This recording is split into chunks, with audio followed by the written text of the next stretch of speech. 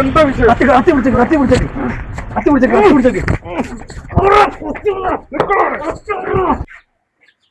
അല്ലാ ആകേശ് വരുന്നുണ്ട്. ഇവിടെ നില എന്തേലും നടക്കൂട്ടോ. വെച്ചിട്ടുണ്ടല്ലോ സലാമേ, ഈ ആ സമീറിനെ കണ്ടോ? ഓനെ കണ്ട എന്താക്കും ഞാൻ കാണിച്ചു തരാം. ഇന്നോനെ അങ്ങാടിയിൽ ഇറങ്ങിയിട്ടുണ്ടെങ്കിൽ പോകേണ്ട പരിപാടി ഞാൻ എടുക്കും.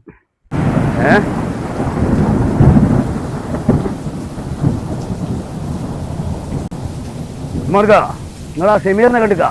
ഏത് സമീറാ? നിന്റെ കുടുംബം കളിക്കാൻ സമീർ നിങ്ങൾക്ക് അറിയില്ല, മഞ്ഞ സമീറിനെ അറിയില്ലല്ലേ? ഓനെ എനിക്കറിയാം കേട്ടാ. ഞാൻ കണ്ടിട്ട് കുറേ ദിവസമായി മോനെ, എനിക്കതിനെ പറ്റി ഒന്നും അറിയില്ല. എന്താ ആകേശ പ്രശ്നം? അല്ല ആകേശ അറിയണ്ടല്ലോ.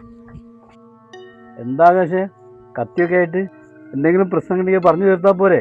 നിന്റെ കുടുംബം കലക്കിയത് നിങ്ങൾക്കൊന്നും അറിയില്ലായിരുന്നോ? അന്ന് നിങ്ങൾ പറഞ്ഞു തീർക്കാൻ വന്നില്ലല്ലോ. അച്ഛോ, ആകേഷ് ഇറങ്ങിയിട്ടുണ്ടല്ലോ. ഇന്ന് എന്തെങ്കിലുമൊക്കെ നടക്കും. ഇതിന്റെ ബെല്ലും കാണുന്നില്ല, ബ്രേക്കും കാണുന്നില്ല. പോട്ടെ. നിങ്ങൾക്ക് ആർക്കറിയില്ല, അറിഞ്ഞാലും നിങ്ങൾ പറയില്ല. ഓനെ ഞാൻ കണ്ടുപിടിച്ചോളാട്ടാ. എല്ലാവരും ഓൻ്റെ ആൾക്കാരാ. പക്ഷെ ഓനെ വിടൂലല്ലോ, അതിന്റെ തീരുമാനമല്ലേ. ഓനെ പോക്ക് തന്നെ ചെയ്യുന്നു. അല്ലാ ആകേശ് വരുന്നുണ്ട്. ഇവിടെ നില എന്തേലും നടക്കൂട്ടോ. ഇറേ നിന്റെ സമയം എടുത്തോ. എല്ലാവരും ഓനെ ഒളിപ്പിക്കുക. നിന്റെ സമയം എടുത്തോ. ചെങ്ങായി പിന്നെയും നാട്ടിലിറങ്ങി കച്ചറ തുടങ്ങിയാലോ. സലാമേ, ഈ ആ സമീറിനെ കണ്ടോ? ഓനെ കണ്ട എന്താക്കും ഞാൻ കാണിച്ചു തരാം. ഈ ആ പ്രശ്നമൊക്കെ ഒന്ന് ഒഴിവായിക്കളാ ചേച്ചി. ഓൻ എൻ്റെ അളിയാനാണ്. ഇനി പ്രശ്നങ്ങളൊക്കെ കഴിഞ്ഞാണ്. ഈയായിട്ട് ഇനി ഇതിൽ പ്രശ്നം ഉണ്ടാക്കണ്ട. ഇനി ഉണ്ടാക്കിയാൽ തന്നെ നമുക്കിതിൽ ഇടപെടേണ്ടി വരും. ഓനെ പിടിക്കണ്ടേ? ദിലീപേ, ആ ഷമീറിനെ ഇവിടെ കണ്ടിക്ക? അറിയില്ല ആകാശ്, കണ്ടില്ല. അവൻ്റെ വീട്ടിൽ നിന്ന് തന്നെ പൊക്കൂടാ ഞാനൊക്കെ.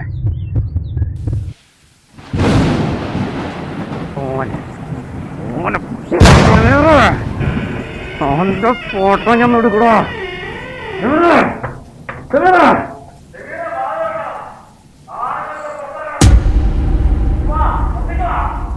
പഠിച്ചോനെ, അകേഷാണല്ലോ ഇത്.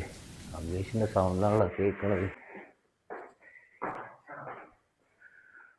മുന്നിൽ തന്നെ നിൽക്കേണ്ടത്. ഈ ചെങ്ങായി ജയിലിൽ നിന്ന് വന്നോ? എന്തായാലും ഇതിലെ പോയത് തുറക്കണ പന്തിയല്ല, ബേക്ക് കൂടെ പോവാ. വല്ല തടി തപ്പട്ടെ. കത്തി ഉണ്ടോ എൻ്റെ കയ്യിൽ? വല്ല തടി എടുത്താലേ.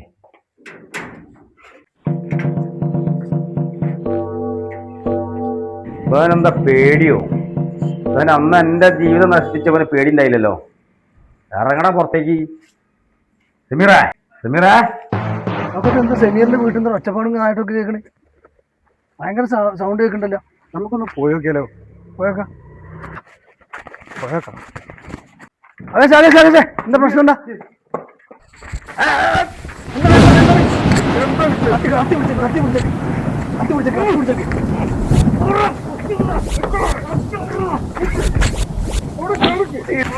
കത്തി മാറ്റി, എന്താണ് അതിന്റെ പ്രശ്നം? എന്താണ് പ്രശ്നം?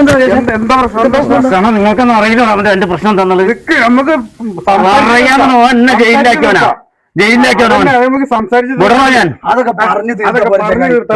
എന്റെ ജീവിതം തടുത്ത് പറഞ്ഞിരിക്കാനാ. ഒന്നും നമ്മള് പിന്നെ മനഃപൂർവ്വം ചെയ്യണല്ല.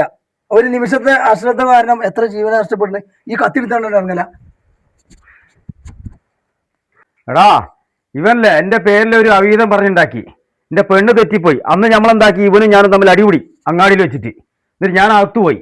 എന്റെ പെണ്ണുല്ലേ, എന്റെ പെണ്ണും കുട്ടിയൊക്കെ ഓളെ വീട്ടിലാ. എന്നിട്ട് ഞാൻ എനിക്ക് അങ്ങനെ കൊണ്ടുവരണ പോലെ എന്റെ ജീവിതം പോയില്ലേ? ഇന്ന് പറയും പിന്നെ ഓനെ വെറുതെ വിടണേ? അത് വിചാരിച്ചിട്ട് ടൗണിൽ കൂടെ ഇങ്ങനെ കത്തിയിട്ട് നടന്നാണ് ഓരോരുത്തർ കുത്താൻ നടക്കല. രണ്ടാമത് ജയിലിൽ പോകാനാ. ഭാവിയിലുള്ള കാര്യങ്ങൾ ഇങ്ങനെയൊന്നും ചിന്തിക്കാത്ത. എന്റെ പെണ്ണുങ്ങൾ വീട്ടിൽ ഷമീറിനെ കൂട്ടി തന്നെ നമ്മൾ പോകും. എന്നിട്ട് അവിടെ സംസാരിച്ച് തീർക്കും നമ്മള്.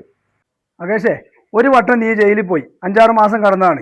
അന്റെ ജീവിതം തകർന്നു. ഇനി ഇതേമാതിരി പ്രശ്നങ്ങൾ ഉണ്ടായി കഴിഞ്ഞാൽ വീണ്ടും നീ ജയിലിൽ പോകണം. ഷമീറിന്റെ ജീവിതം തകരും. അതുകൊണ്ട് മാന്യമായി നല്ല രീതിയിൽ ജീവിച്ചാൽ എല്ലാവർക്കും സുഖമായി ജീവിക്കാം. തെറ്റ് 100% അവൻ്റെ ഭാഗത്ത് ആകേഷേ. അതുകൊണ്ട് ഈ കത്തി കോടയിലേക്ക് വരികയല്ലേ വേണ്ട, അത് സംസാരിച്ച് തീർക്കാൻ വേണ്ട. അത് ഞങ്ങൾ എൻ്റെ ഒപ്പം ഉണ്ടാവും, ഞാനും സൗഖ്യത്തും എൻ്റെ ഒപ്പം ഉണ്ടാവും. അകേഷേ, എടാ തെറ്റിന്റെ ഭാഗത്താടാ. എനിക്ക് അന്നത്തെ ഒരു സാഹചര്യത്തിൽ ഒരു ഇതിലങ്ങനെ വായിപ്പോയതാ. നീ എന്നോട് ക്ഷമിക്ക് കേട്ടോ.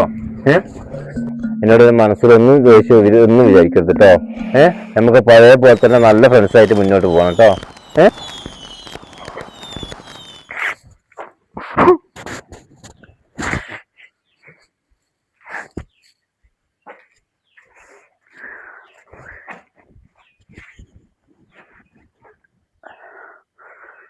അപ്പൊ കണ്ടില്ല സുഹൃത്തുക്കളെ, ഇതാണ് ഇന്ന് നാട്ടിൽ നടക്കുന്ന കാര്യം.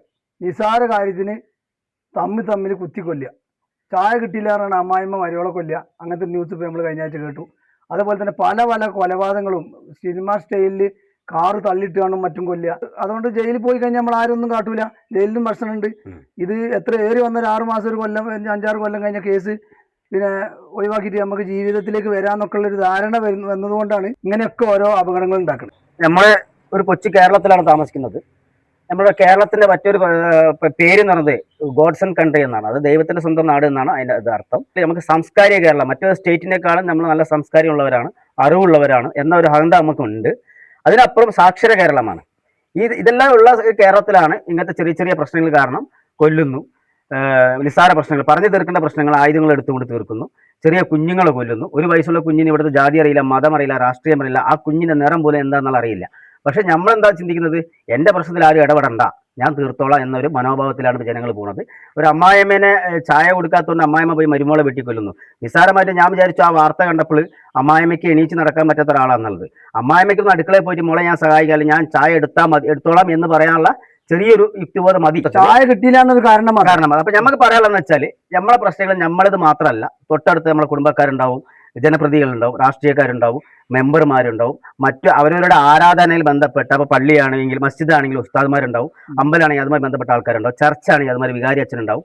ഇവരൊക്കെ നമുക്ക് ഉപയോഗിക്കാം. നമ്മളെന്തിനാ മറ്റുള്ളവർക്ക് പറയുന്നത്? അതൊരു മോശമല്ലേ? എനിക്കൊരു കുറച്ചിലാണെന്ന് പറഞ്ഞുകൊണ്ട് ആയുധം കൊണ്ടല്ല തീർക്കേണ്ടത്. ഒരുപാട് ആശയങ്ങൾ ഇവിടെ ഉണ്ട്. ആശയങ്ങൾ കണ്ടെത്തിയോട് തീർക്കുകയാണ് വേണ്ടത്. കൊലപാതകം എന്നൊക്കെ പറയുന്നത് നമ്മള് ഉത്തരേന്ത്യയിൽ മാത്രമേ കേട്ടിട്ടുള്ളൂ. നമ്മള് കേട്ടറിവ് മാത്രമേ ഉണ്ടായിരുന്നുള്ളൂ. നമ്മളെ കൺമുന്നിൽ കണ്ടുകൊണ്ടിരിക്കുകയാണ്. പഴയ സൗഹൃദം ഉണ്ടല്ലോ, അത് തിരിച്ചു കൊണ്ടുവരണം. കുട്ടികൾ തമ്മിൽ സ്കൂൾ വിട്ടുമ്പോൾ തമ്മിൽ തല്ലുന്നു. ചെറിയ മക്കള് ഇപ്പൊ കണ്ടില്ല, അന്ന് ആ ഡോക്ടറെ, ഒരു നിരപരാധ ഒരു ഡോക്ടർ പെൺകുട്ടിനെയാണ് ഒരു ചങ്ങായി കൊന്നത്. അയാൾക്ക് അന്ന് കണ്ണിനടിയൊക്കെ കിട്ടിയിട്ട് ഇത്ര വലിപ്പം വീക്കണ്ടേന്. ഫോട്ടോ ഒക്കെ മാധ്യമങ്ങളിൽ നമുക്ക് കാണാം. അതിപ്പോ പുഷ്പം പോലെ അയാൾ ഇറങ്ങി വന്നിട്ട് അയാൾ ഇപ്പൊ മാപ്പ് പറയാണ് ഈ അബദ്ധത്ത് പറ്റാന്ന്. അപ്പൊ ഇതിനൊരു മുഖ്യ കണ്ണി എന്ന് പറഞ്ഞാൽ ലഹരിയും ഇതിനൊരു ഇത് തന്നെയാണ്. അപ്പൊ ലഹരി ഉപയോഗിക്കണവര് വളരെ കുറച്ച് ഉപയോഗിച്ച് ലഹരിന്റെ അടിസ്ഥാനത്തിലാണ് ഇങ്ങനെയൊക്കെ ചെയ്യാൻ ധൈര്യം കിട്ടുക. അപ്പൊ എല്ലാവരും നല്ല നിലയിൽ ക്ഷമിച്ച്, ക്ഷമ ഈമാനിന്റെ പകുതിയാണെന്ന ഞങ്ങൾ ഇതിൽ പറയല്. അപ്പോൾ ക്ഷമിച്ച് ജീവിക്കാൻ പരമാവധി ശ്രമിക്കുക. പുതിയൊരു വീഡിയോ ആയിട്ട് വീണ്ടും കാണാം.